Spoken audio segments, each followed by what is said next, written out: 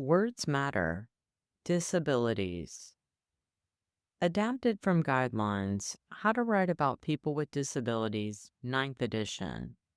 The Research and Training Center on Independent Living at the University of Kansas. One of the best ways to change our focus is by thinking deeply about the language we use. Words matter. Addressing the stigma of disabilities starts by having a more person centered focus. About 1 in 5 Americans has a disability. People with disabilities are the largest minority group in America and the only group that any person can join at any time through a disease, traumatic event, or some other reason. The Americans with Disabilities Act, or ADA, defines disability as a physical or mental impairment that substantially limits one or more major life activities or difficulty performing a function that most people consider routine, such as bathing, eating, providing one's own transportation, or managing one's own finances. According to the United Nations, historically the media has treated people with disabilities as objects of pity, charity, or medical treatment that have to overcome a tragic and disabling condition, or conversely, presented them as superheroes who have accomplished great feats, so as to inspire the non disabled. Like other minority groups, there is so much diversity within the disability community, and people with disabilities don't want to be stereotyped when their stories are told. Ableism refers to discrimination against people with disabilities in favor of people without disabilities. It can be deliberate or unintentional, but it is always based on assumptions that people with disabilities do not matter, have less intrinsic worth, or cannot manage their own lives as well as people without disabilities. Ableism prevents the full inclusion of people with disabilities in society, like using the term retarded as an insult or not having an elevator in a multi-story building. Disability is a general term used to indicate that the environment does not accommodate a person's abilities. The term may refer to a physical, sensory, or mental condition. Non-disabled or people without disabilities are the preferred terms to use when the context requires a comparison between people with and without disabilities. Do not use the terms normal or healthy or able-bodied. Emphasize abilities, not limitations. People with disabilities, like all people, have strengths and weaknesses, successes and failures, and hopes and dreams.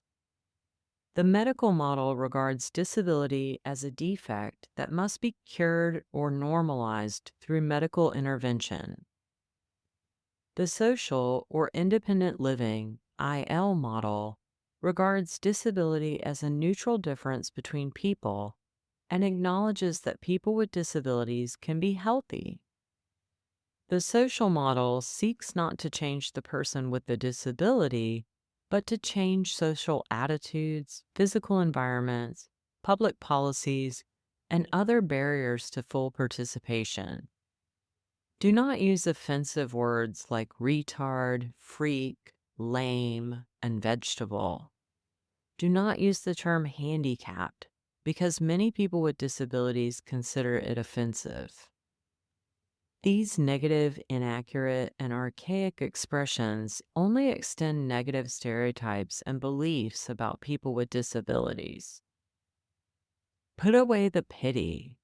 Saying victim of, afflicted with, or suffers from portrays individuals with disabilities as passive objects of pity and charity. Signed into the U.S. law in 2010, Rosa's Law replaced the term mental retardation with the phrase intellectual disability in federal health, education, and labor statutes. This change is reflected in the statutes of every U.S. state. Rosa's Law was named for 9-year-old Rosa Marcelino, whose brother Nick said, "What you call people is how you treat them." If we change the words, maybe it will be the start of a new attitude toward people with disabilities. A national campaign called Spread the Word to End the Word helped raise awareness about ending the use of the word retarded. Respect the person. We must move away from language that dehumanizes people with disabilities. There are two main types of disability language. Person first language emphasizes the person, not the disability. For example, he is a person with a disability. Identity first language emphasizes the person's disability, which is preferred by some people with disabilities to reclaim terms that were once considered labels to convey pride. For example, he is a disabled person. In general, put the person first and the disability second. Whenever possible, ask people what they would prefer. How can you and your organization be more mindful about how you talk about disabilities?